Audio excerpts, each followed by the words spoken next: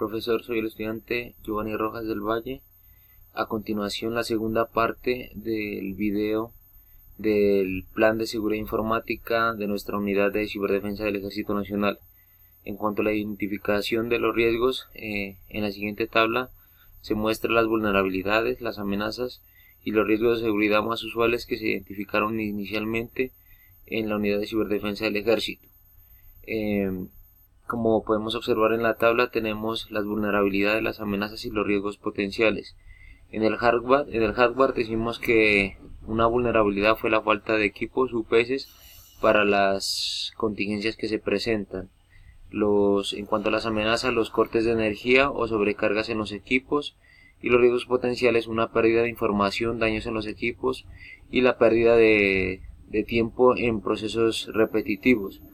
En los software encontramos tres vulnerabilidades: software no licenciado, software con problemas de seguridad en el desarrollo, actualización del SO en los equipos. Como amenazas decimos los virus informáticos y la utilización de un exploit, los ataques de inyección, la información inconsistente en errores de integridad de datos. También la utilización de ataques de los exploits. En los riesgos potenciales de los software, mal funcionamiento de sistemas, destrucción o modificación de aplicativos e información, la pérdida de la modificación de la información, el robo de claves de usuarios, la modificación de datos, la base de datos inseguras y los privilegios no definidos al personal que trabaja dentro de la institución. Otros riesgos potenciales en los software, la intrusión no autorizada en los equipos de usuarios para la modificación, el borrado o robo de información y la consecución de privilegios. En cuanto a la seguridad física, la vulnerabilidad que se encontró fue que no existe un control de acceso físico a las oficinas y equipos informáticos. En cuanto a las amenazas, hubo manipulación de información sin control de acceso, ataques intencionados a equipos y algunos desastres provocados. En cuanto a los riesgos potenciales, decimos que hubo robo, destrucción, modificación, borrado de información y destrucción o desarticulación física de los equipos. En cuanto a la seguridad lógica, la vulnerabilidad que se encontró fue un deficiente control de acceso a los sistemas, una suplantación de identidad. En riesgos potenciales, un robo de datos, alteración o destrucción de los mismos, una suplantación de identidad de usuarios y un robo de claves. En las redes de comunicaciones, la vulnerabilidad de los navegadores que son utilizados en nuestra unidad, la inyección de códigos SSI, ataques con códigos XSS. En cuanto a los riesgos potenciales, la alteración en el funcionamiento del código, los programas y la información sin autorización que se descarga.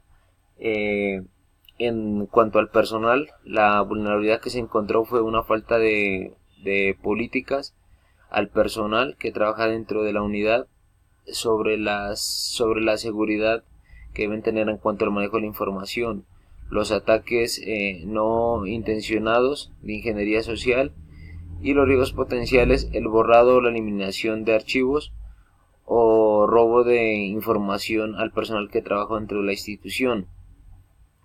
Continuando con el video, en el siguiente punto podemos encontrar ya los análisis y la evaluación de los riesgos. En el proceso se aplican cuestionarios que son aplicados al personal clave que realmente posee la información dentro de nuestra unidad para confirmar la existencia de las vulnerabilidades, las amenazas y los riesgos. La aplicación de listas de chequeo permite establecer la existencia de controles de seguridad. Estos cuestionarios servirán como evidencia para confirmar los hallazgos y definir los controles que sean necesarios. Como podemos ver en nuestra gráfica, la escala de valoración de la probabilidad de ocurrencia, el nivel de frecuencia y el nivel de probabilidad. Entonces lo manejamos en cuanto al nivel de frecuencia: muy alto, alto, medio y bajo. El nivel de probabilidad en muy alto, 1 o más veces al día.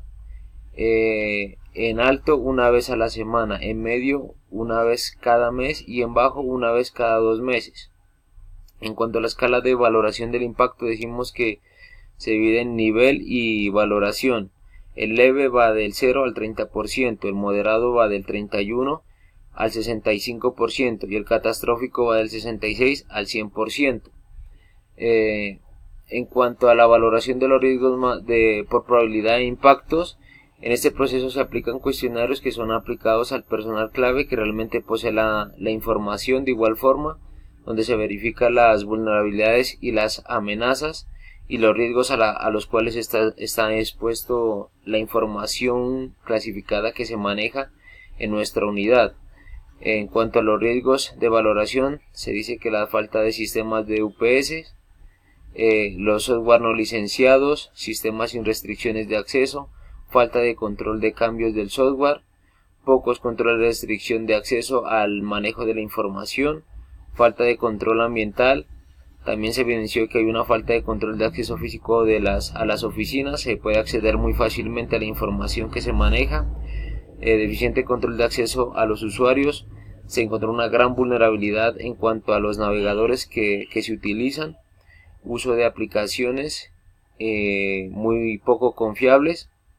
En cuanto al personal, fueron usuarios que no se han capacitado adecuadamente y el personal no tiene una gran experiencia en cuanto al manejo y clasificación de la información de carácter confidencial y secreto que se maneja en la unidad. En las opciones para el tratamiento de riesgo decimos que una vez evaluados todos los riesgos posibles de la unidad de ciberdefensa del ejército, se determinó que todos los riesgos no tienen el mismo nivel de gravedad. Es por esta razón que, dadas las circunstancias, nos centramos en los más importantes, es decir, aquellos que se definen como altos. En el tratamiento de riesgos podemos enumerar 4 opciones de cara a poder eliminarlos.